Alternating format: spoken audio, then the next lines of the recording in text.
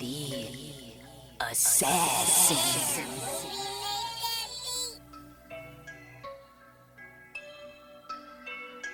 You know I break necks, call me Jack Tate.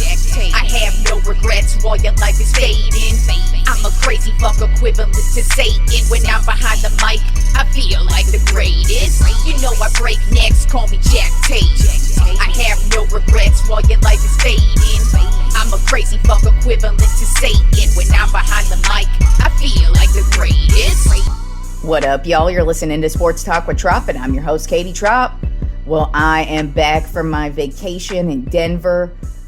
It was awesome. Not only did I smoke a lot of weed, of course, but the Taylor Swift concert was awesome, as I expected it to be. I am a Swiftie, so of course I was going to have fun, but holy shit. She played 2 nights in Denver, sold out shows to 73,000 people. I went to night 1 on Friday night. A week from today. It was so much fun. I mean, I've never seen so many people. Everybody was out of their seat, singing, dancing, having a good time. I've never experienced in my life. I've been to many, many shows in my life, and I have never, ever in my entire life experienced the entire crowd singing along to every single song. It was crazy. She put on an excellent show. Great set list, 3.5 hours. I did not sit once. I was singing and dancing my ass off. I was sore the next freaking day. And my brother and I were even upset that we didn't get to go to Saturday night's show. But that's how difficult tickets were to get, is that we couldn't even get tickets tonight too. But we could hear it from where we were staying in our backyard at the Airbnb. We were staying kind of downtown, about 10 minutes from the Denver Broncos stadium, and we could hear it. And the crowd was just so loud. It was fucking amazing. So if you have tickets to this show, just know you are getting an excellent show. If you're kind of on the fence about whether you want to go to maybe one of the Europe shows or whatever, just word of advice, go. If you're a Swiftie, you are absolutely going to have a great time. Even if you're not a Swiftie, I feel like you're going to have a good time. I mean, the few straight dudes that were in the building, the dads who were with their daughters, or the guys who were with their girlfriends or wives, they were having just as much as fun as the rest of us were. And Taylor Swift, thank you for putting on a great show. I will also say, what I really, really loved about this show is it felt like it was the only positive place to be on the face of this planet right now. You know, there's so much negativity. There's so many people just arguing about dumb shit. And it was great to have just a night where all of us were singing, dancing, and just having a straight up good time. Nobody was arguing. Nobody was talking politics. It was just us having a fucking fantastic time and enjoying the great music of Taylor Swift. So I had a great time. And I know you're sports fans, so you may not give 2 shits and a fuck, but I don't give a crap. It was an excellent time. And if you are a big fan of Taylor Swift, go.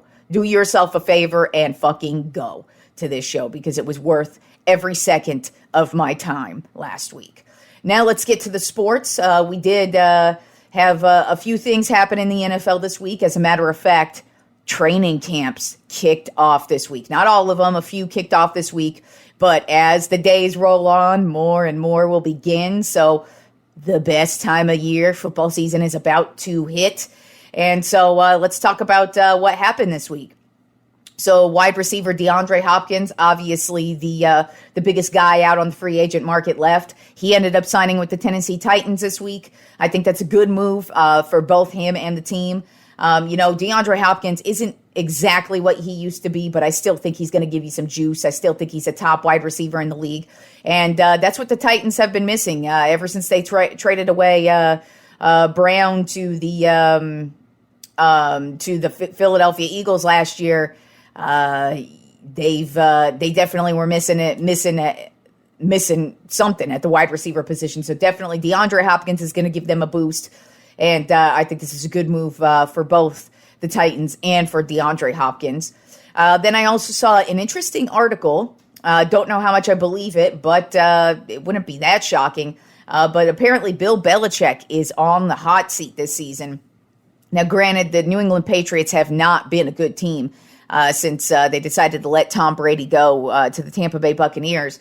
But Bill Belichick, he's actually a few wins away. He should break the record this season for the most wins by any coach ever. So, I mean, he is one of the greatest coaches of all time. But if you don't produce, your job is on the line. So if the Patriots don't produce this year, if they're actually not a playoff team this year, will we see Bill Belichick out looking for a job next year? Will he retire? Who the hell knows? But that was very interesting, in my opinion, just to see that.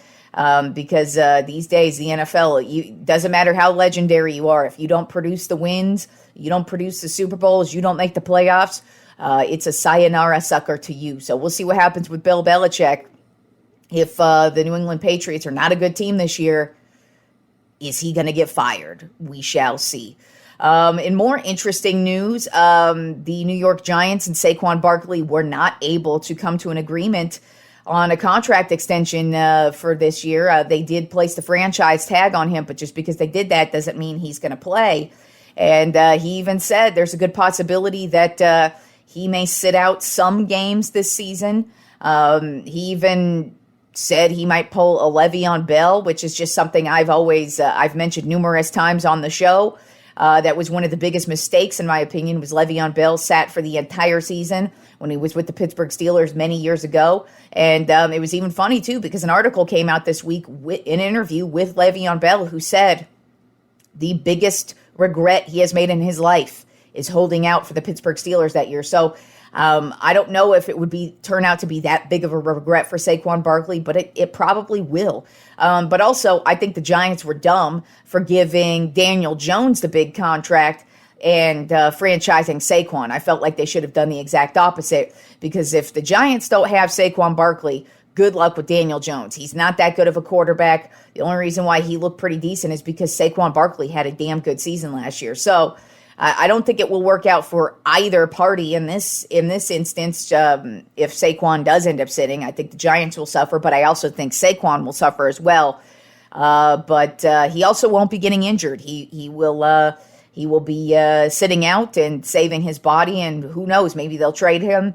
But the time has actually passed for a new contract, so we'll see what happens with the saga of Saquon Barkley and the New York Giants. But that should be getting interesting here since training camp's going to be starting. Is he going to hold out through training camp? Is he going to hold out through the regular season? I know they will be playing the Dallas Cowboys week 1, so I'll be pretty excited about that if there's no Saquon Barkley in that game.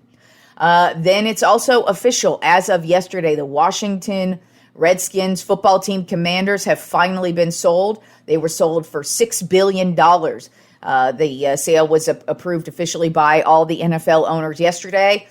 So as I predicted last year, about this time last year, I predicted Daniel Snyder would be selling the team. He did sell the team. I mean, it's a good thing that this guy is out of the NFL, just because, I mean, not only was his team known for a bunch of sexual harassment and racism and just a horribly owned team in the front office and side of things.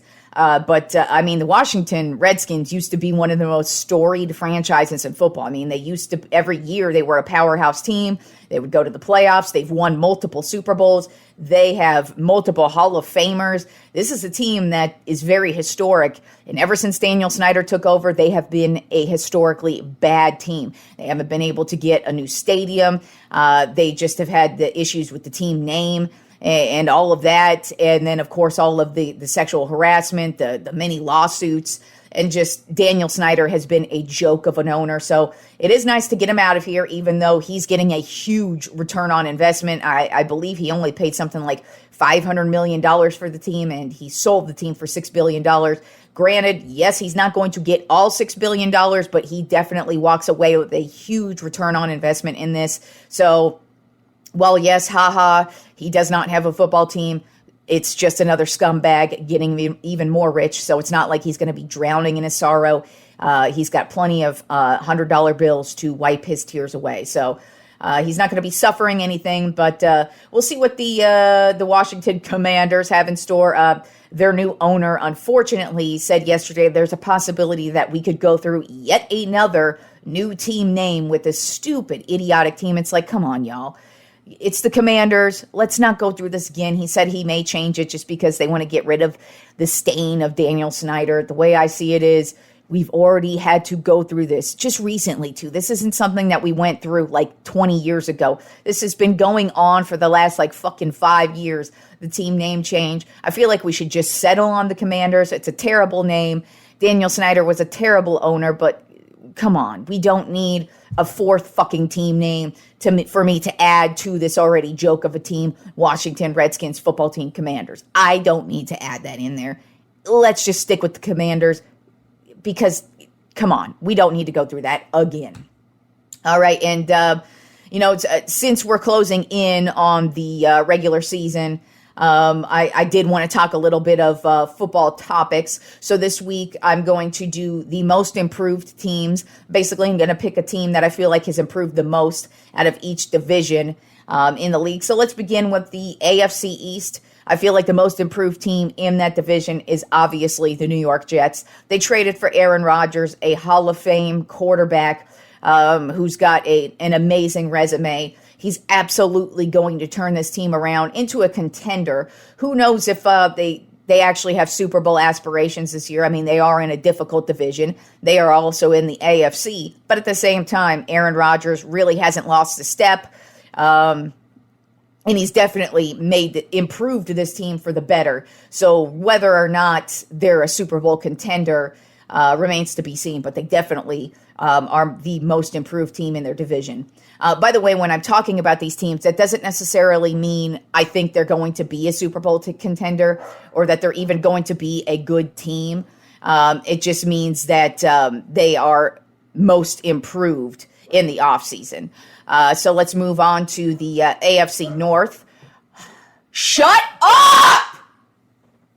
Sorry, my dogs decided to be annoying at that time, at this point in time. But now she has shut up and taken her place on my bed for her nap, as she should. But anyways, on to the AFC North. I feel like the most improved team in the AFC North is the Cincinnati Bengals, just because they finally improved in the spot that they've needed to improve on over the past two seasons, and that is the offensive line. They signed one of the top offensive linemen in the offseason, Orlando Brown Jr. He's an offensive tackle, and I feel like he's definitely going to keep Joe Burrow from running around and being on his ass as much as he normally has been the last couple of seasons. And so definitely the Bengals have improved in the necessary spot that they need to.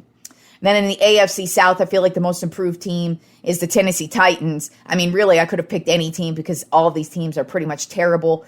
But the fact that the Titans improved on the offensive side of the ball with DeAndre Hopkins, I feel like it's a huge deal just because defensively, they're tough, they're stout, they're strong. They've got a very tough team defensively, but offensively, they're too reliant on Derrick Henry. And they definitely needed a weapon out there for Tannehill. So with the signing of DeAndre Hopkins, definitely think it puts them back in the driver's seat to take over this division.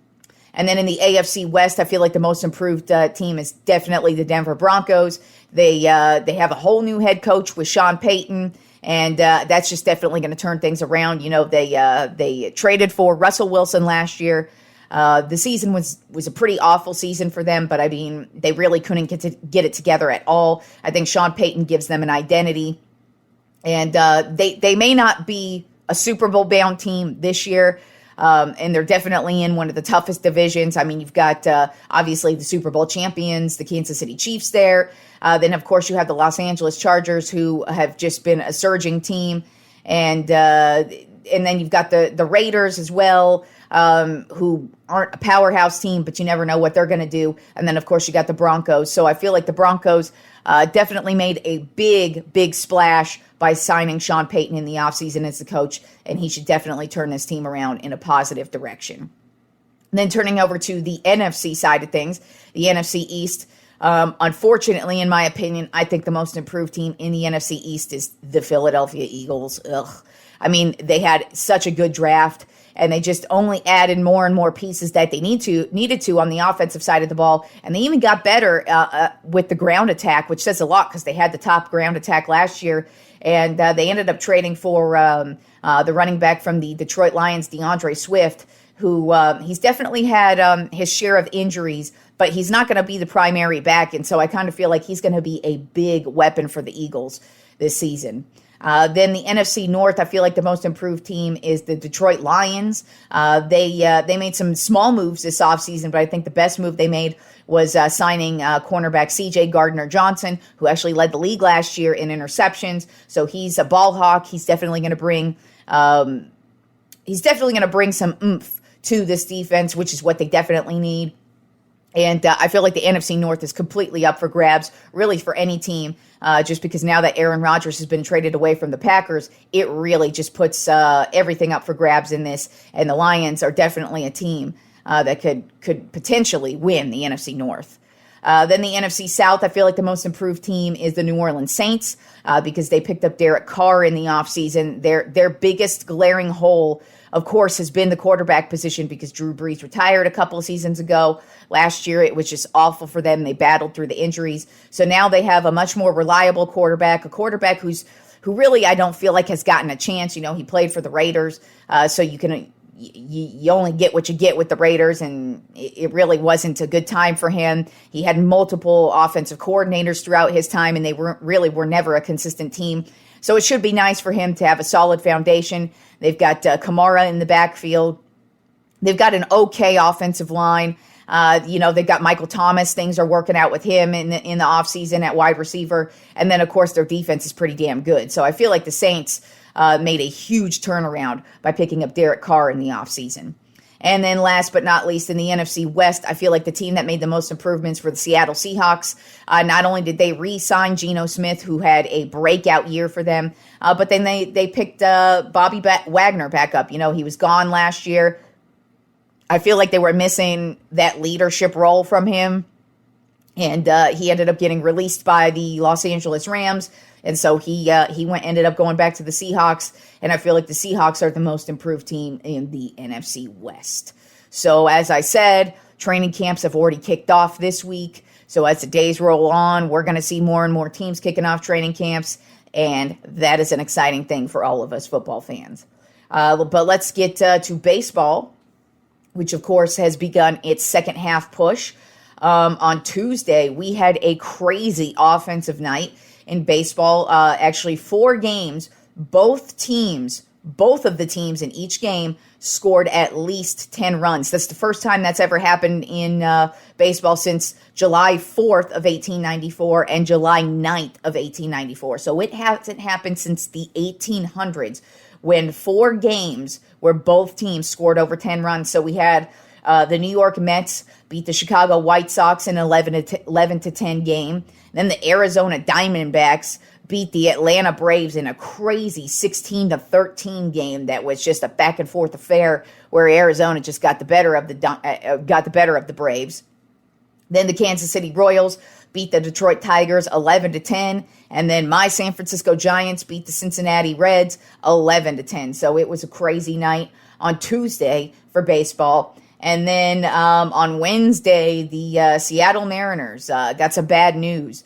Something that tends to happen, it feels like once a year, a stupid injury happens by a player. And this time it's Travis Kelenic of the Seattle Mariners got pissed off, ended up kicking a water cooler and fractured his foot and is now on the injured list. This happens every year where a pitcher will punch a wall and break his hand. Or in this case, Travis Kelenic was just pissed off at himself for not doing well offensively, kicked the cooler, and fractured his foot. So dumbass of the year move. It's always amusing to me when that happens just because I don't understand. I mean, I get it. I'm an anger ball as well. So I understand being frustrated and wanting to kick or punch something. But man, when you're an athlete, you really don't want to do that because you always risk the chance of breaking something. And it tends to happen every year. And this year, Travis Kelenic is the laughing stock of the baseball season. So with the second half kicking off, the first week back to baseball, right now, the Baltimore Orioles have taken over the AL East lead. The Tampa Bay Rays are now on a huge downslide. I mean, they were kind of on a downslide right before the All-Star break, but they started off the All-Star break right now on a 5-game losing streak. And Baltimore is still rolling, and so they've been able to take over the AL East lead. And the New York Yankees, they continue to slide as well. You know, Aaron Judge was a huge force of offense for them, and it shows. This team is reeling, and they are now looking at they're at the bottom of the barrel of the American League East right now, and they are just not getting better and looking worse and worse as the season rolls on. They cannot get Aaron Judge back quick enough. Then you've got the Texas Rangers who have started off the second half fast as lightning. They are on a 6-game winning streak. Atlanta started off shaky against Arizona, but they are back on track. They had a big win last night. Right now, the Miami Marlins, they are also looking bad to start the second half off. They are on a 6-game losing streak. Then the Cincinnati Reds, also not looking good. They are 3-7 in their last 10 games. They actually got stomped by my San Francisco Giants. So that was a pretty crazy series there. And then, as I said, there's going to be a second half team that makes a run. And it's possible that second half team is going to be the St. Louis Cardinals. And guess what? The St. Louis Cardinals have their longest winning streak of the season right now at 6 games. So, with the Cincinnati Reds falling apart and the Brewers and the Cardinals getting hot, that National League Central is up for grabs yet again. And like I said, would not be shocked if the Cardinals take it over. And right now, they are on fire. And then let's turn to the National League West, where the Diamondbacks have pretty much owned it. But, of course, the Dodgers are on fire. They're 8-2 in their last 10 games. But the Diamondbacks did have a nice series here against the Braves, even though they're 4-6 in their last 10 games. And then my San Francisco Giants, they've been one of the hottest teams since the second half. They're 7-3 in their last 10 games. So National League West is starting to heat up. And who knows? We may get something from the Padres, even though we have yet to see them even really get it going. And then, of course, the last bit of baseball news this week is that the Shohei Ohtani trade rumors are getting really, really hot. You know, we've got the baseball trade deadline right around the corner. And even though the Angels have said they're not going to trade him away, they might want to, because it's obvious that he's more than likely not going to re-sign with them next year. I don't know why he would. I feel like he's got to go to some legitimate contender where he could potentially win a World Series and at least make the playoffs. With the Angels, that's obviously not going to happen. So there's a good chance he's not re-signing with them next year. So them trading him is actually would be a good idea for them, just because they would be able to get some type of trade value for him. But also at the same time, they're filling seats, and I could see why they wouldn't want to trade him away either. So who knows if he's going to get traded. Right now, it's looking, basically every team is in the running at this point. So we'll see what happens with Shohei Ohtani in the next couple of weeks. I predict he's still going to be an Angel. Because why bother? Just let him go next year. But who knows? We'll see what happens there. And so since we are in the second half of the MLB season, I decided today's Tropp 5 list is going to be the Tropp 5 second half performances, some of the greatest second half performances we've ever seen in the history of the league. So let's kick it off at number 5 on my Tropp 5 second half performances. Christian Yelich, the outfielder for the Milwaukee Brewers, back in 2018, had one of the most phenomenal second half seasons you will have. Hell, even his first half was not bad at all. He was batting at .292 with an .823 on-base percentage. So, those are great numbers. But once the second half began, this dude went on a run in which he would end up with his second half run going his batting average would be a .367, on-base percentage of 1.219.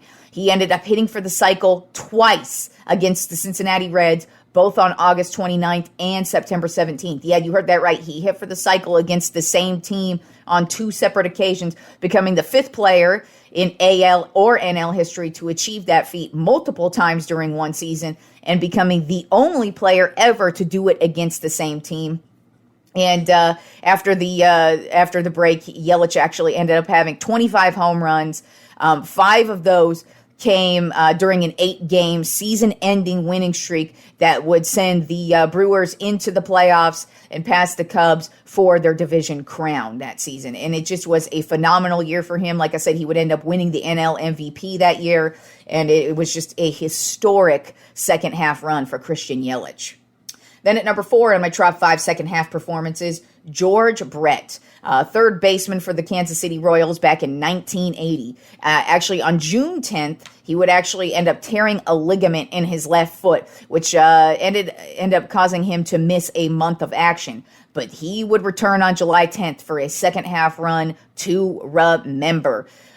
Basically, from day one on his second half run, this guy was hot. Over the next 46 games, he batted a .470, which raised his season average to a .407 following a 5-hit performance on August 26th. He would ultimately, unfortunately, fall short of averaging 400 for a batting average on that season, but his slash line is just amazing. It was a .421, .482, .696, which is the third best batting average after the All-Star break in AL or NL history. He would go on to win the American League MVP this year. The Kansas City Royals would go on to win the World Series, and his end of the season marks would be a batting average of .343 with an on-base percentage of 1.178. And that was during the postseason. So George Brett, he would come off of a major injury in his left foot, because if you don't know, your feet are huge when it comes to hitting home runs or just hitting at all. And he would go on to have an amazing season and help push his team to the World Series, which is what matters the most. Then at number 3 on my top 5 second half performances of all time, it would be Barry Bonds, outfielder for my San Francisco Giants back in 2002. By the way, 2002 was a heartbreaking year for the Giants, which I will get to after I kind of rattle off on what Barry Bonds did in this season. This was probably Barry Bonds, one of his greatest seasons ever. And that says a lot, because the season before was when he would break the single season home run record back in 2001. But basically, he put up video game numbers in the second half of the season. I mean, he had a 19-89 strikeout to walk ratio, which is insane. This included 30 intentional walks, which would put him at a .608 on-base percentage after the All-Star break, which is the best still to this day in AL or NL history. And no one has ever topped his 1.432 on-base percentage, which he produced. That OPS right there, which he produced during only the second half of the 2002 season, was what he would match during his entire 2001 run when he broke the single season home run record. And then, of course, at the end of the season, he would take home his first batting title and his 5th National League NL MVP.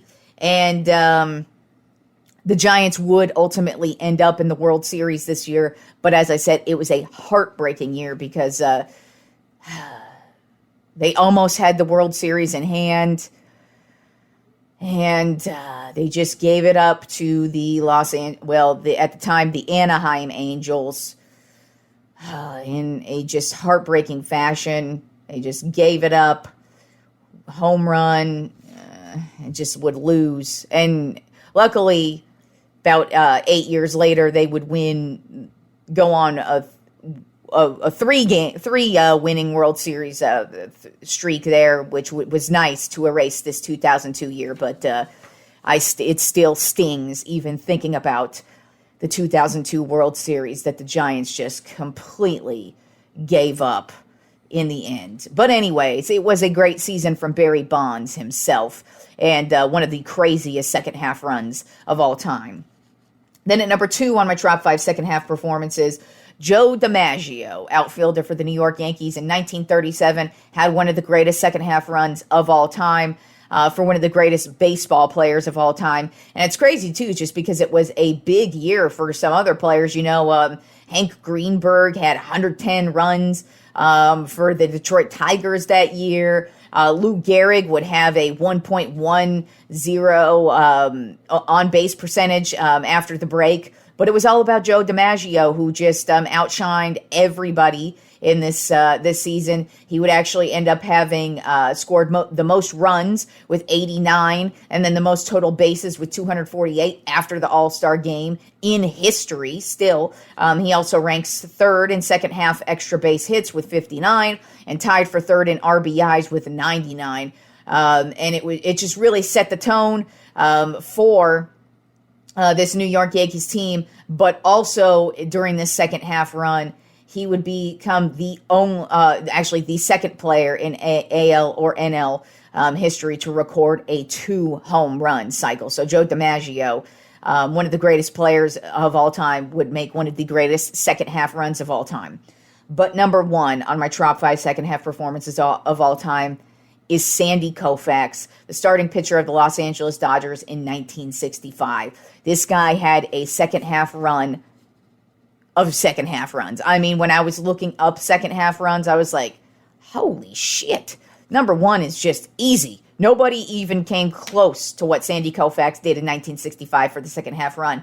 In the second half alone, he struck out 187 batters. That is the most ever in AL or NL history. He had a .77 whip and a .460 opponent on-base percentage rank, which is among the top 10 ever. He recorded 4 shutouts in his final 8 starts.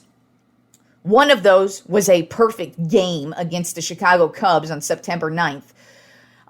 But he would also end up winning the Cy Young Award. He would also be the runner-up for the National League MVP award, even though he had a good shot at winning it. But just during this stretch in the second half, he allowed only 1 run across 27 innings and struck out 38. And during this time, he also battled a chronic pain in his throwing arm. But it didn't matter. He also would have a complete game victory against the Milwaukee Braves on October 2nd, which locked up the pennant for the Dodgers, and they would ultimately go on to win over the Minnesota Twins in the World Series. So Sandy Koufax had the greatest second half run of all time. So that's what we got going on for my top 5 list this week of the second half performances. So there you have it, y'all. We got football around the corner, but enjoy all the baseball that we got this weekend, and I will talk to you fools on Monday.